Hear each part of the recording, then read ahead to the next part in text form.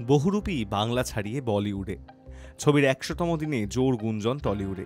শোনা যাচ্ছে ছবি নাকি ওয়েব সিরিজ এবং বড় পর্দা দুভাবেই বানানোর প্রস্তাব দেওয়া হয়েছে পরিচালক জুটি নন্দিতা রায় ও শিবপ্রসাদ মুখোপাধ্যায়কে। এও শোনা গিয়েছে প্রথম সারির একটি হিন্দি চ্যানেল বহুরূপীকে ওয়েব সিরিজের রূপ দিতে আগ্রহী। চ্যানেল কর্তৃপক্ষের তরফে সরাসরি যোগাযোগ করা হয়েছিল পরিচালক জুটির সঙ্গে। তখনই নাকি তিনি জানান বলিউডের প্রথম সারির এক প্রযোজক পরিচালক ছবিটির হিন্দি রূপান্তর করতে চলেছেন। তার সঙ্গে নাকি প্রাথমিক কথাও হয়েছে।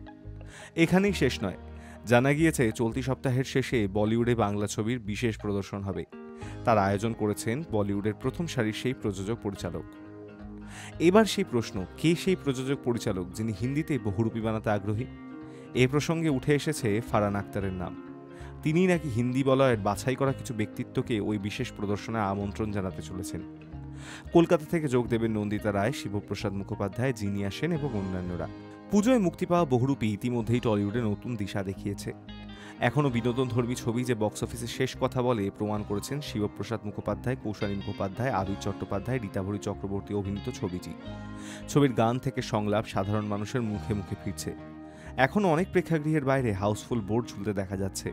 প্রযোজনা সংস্থার তরফ থেকে জানানো হয়েছে মাল্টিপ্লেক্সে সর্বোচ্চ আয় করেছে বহুরূপী। ১০০ দিনের মোট আয় ১৭.৯৫ কোটি টাকা। Hi news network.